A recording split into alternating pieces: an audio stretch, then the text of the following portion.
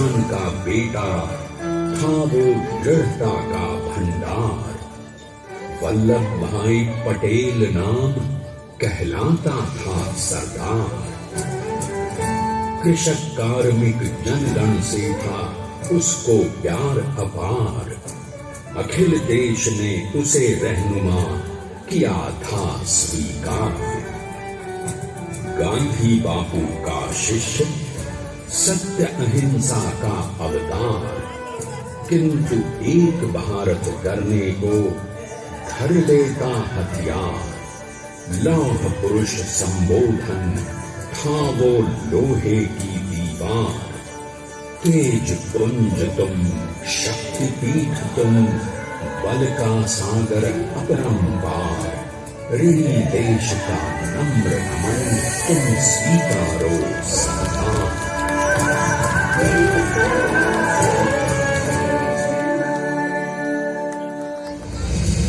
1857 में अंग्रेजों को ललकारने वाले पहले स्वतंत्रता संग्राम के एक सक्रिय सिपाही थे झवेर भाई पटेल। करमसद गांव के इस बहादुर देशभक्त किसान और उनकी पत्नी लाडबाई के 5 बेटों और 1 बेटी में से चौथे पुत्र थे वल्लभ भाई। बालक वल्लभ ने करमसद के बाद नडियाद से अपनी हाई स्कूल की शिक्षा पूरी की। फिर 13 साल की उम्र में उनकी शादी भी हो गई, छोटी सी झवेर बाई से। 2 बच्चों, बेटी मणिबेन और बेटे डाया भाई को जन्म देने के बाद झवेर बाई असमय ही चल बसी। सदी बदलने और 20वीं सदी आने पर उनका जीवन भी एक चमत्कार की तरह बदला। पीटर का इम्तिहान पास करके वो वकालत करने लगे।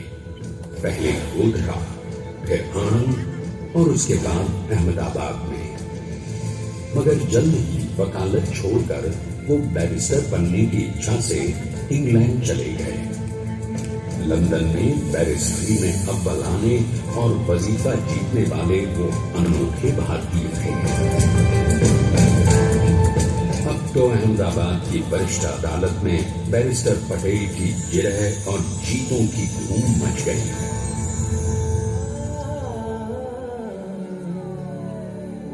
तभी एक युग पुरुष ने वल्लभ भाई के जीवन की धारा ही बदल दी। दक्षिण अफ्रीका में सत्याग्रह के अहिंसक अस्त्र से गोरे शासकों को सबक सिखाकर भारत वापस आए बैरिस्टर मोहनदास करमचंद गांधी से मिलकर वल्लभ भाई ने अपने कुछ बरसों से सीखे विदेशी व्यवहार और संस्कार हमेशा के लिए त्याग दिए और अब वो अपने खेड़ा के किसानों को हक दिलाने के लिए बापू के साथ आंदोलन में कूद पड़े। अब उनके पैरों में जूते नहीं, गांवों की धूल थी। हृदय में भारत भूमि की शस्य श्यामला धरती। मन में थे गांधी और मस्तिष्क में एक नए स्वतंत्र भारत का सपना।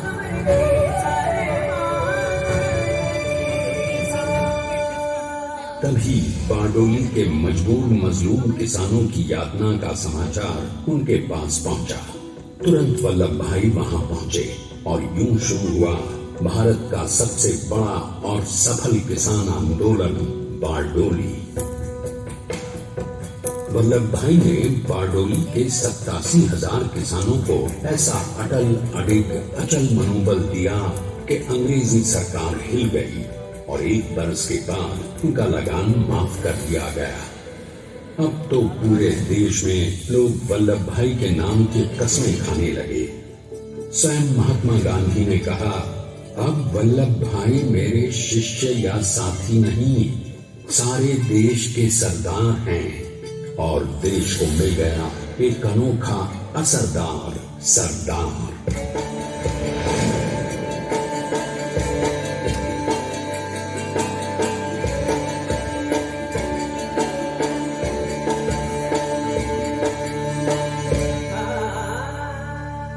सरदार पटेल के नाम और देशभक्ति से अंग्रेज डर कर कांपने लगे।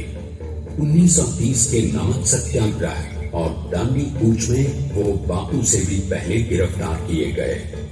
तो सन 1932 में फिर उन्हें बापू के साथ ही जेल में 2 सालों के लिए डाल दिया गया। मगर आजादी के दीवानों को, स्वतंत्रता के परवानों को कौन गिरफ्तार कर पाया है?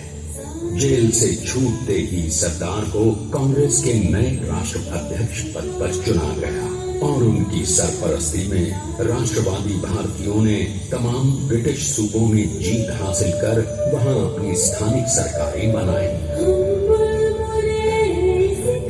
किंतु सरदार का सपना केवल सरकार बनाना नहीं था।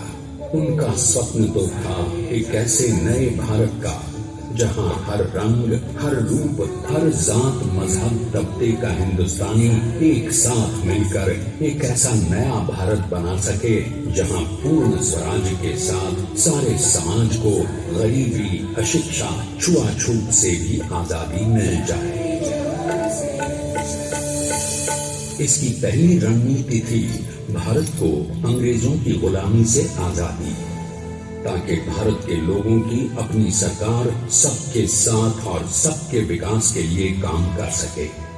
बापू की अगुवाई में अब देश ने अंग्रेजों को अंतिम चेतावनी दे दी, करेंगे या मरेंगे, तो क्या अंग्रेजों भारत छोड़ो। बस फिर क्या था, संघर्ष की रणभेरी बची। 3 सालों के लिए सरदार पटेल को भी सत्याग्रही नेताओं के साथ जेल में ठूंस दिया गया। 2 सालों के बाद अंग्रेजों को बापू के सभी शिष्यों और साथियों को छोड़ना पड़ा।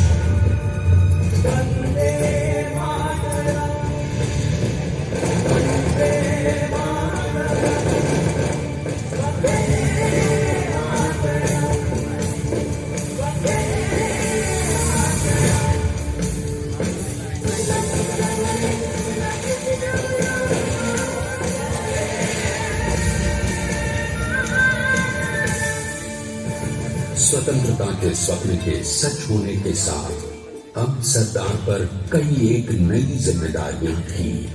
आने वाली आजादी की तैयारी और एक नए भारत के लिए नए लोकतांत्रिक संविधान की संरचना। जैसा उनके साथी ने खुद कहा था, सरदार ने ही 6वीं हथौड़ी लेकर एक नए भारत को उकेरा है।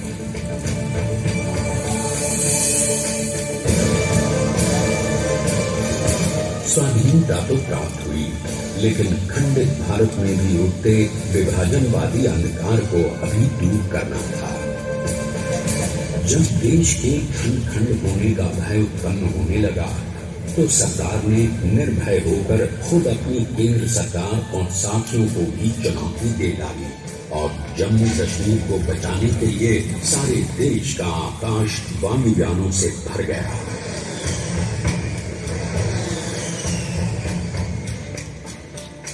और फिर हैदराबाद और जूनागढ़ के भारत में विलयीकरण को पाकिस्तान से चुनौती मिली। सरदार चाहते थे कि देश की 1 इंच धरती अब और विभाजित नहीं होनी चाहिए। नए भारत को एक करने के लिए समझा बुझाकर, मनाकर 565 रियासतों को सरदार ने अपनी सूझबूझ, सदाशयिता, संबल से एक नए स्वतंत्र भारत का अभिन्न अंग बना दिया। हमारे इतिहास में अखंड भारत के पुरुषार्थ का ये एक महानतम अध्याय है। जैसा उन्होंने स्वयं कहा था, हमें नए धागों को पुराने ताने बाने में ऐसे पिरोना है कि एक दूसरे में गुंथ जाने और बेहतरीन बनावट वाला एक नया भारत उभर कर सामने आ सके।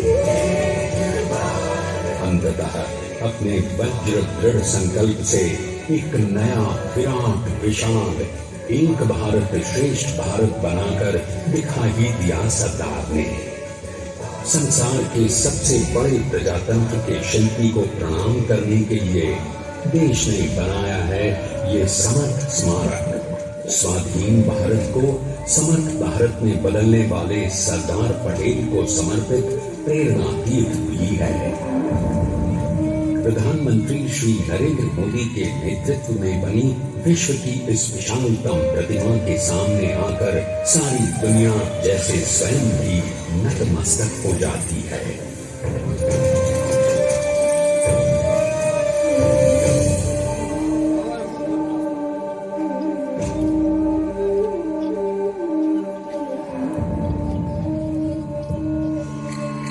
देश को बना गया वो अमित अटल, बना सका उसे न कोई शत्रु दल। चट्टान के समान समान पुरुष प्रबल, पटेल तो स्वदेश का सम्मान है, पटेल तो स्वदेश का सम्मान है, पटेल तो स्वदेश का सम्मान है, पटेल तो स्वदेश का सम्मान है।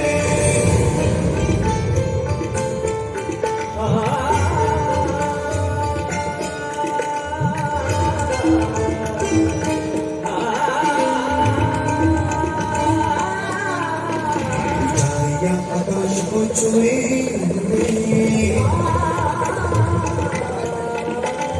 गहराइयां समुद्र की हुए, कदम अधिक जमीन पर जमे हुए, पटेल अपनी आन बान शान है, पटेल अपनी आन बान शान है, पटेल तो स्वदेश का सम्मान है, पटेल तो स्वदेश का सम्मान है, पटेल तो स्वदेश का सम्मान है।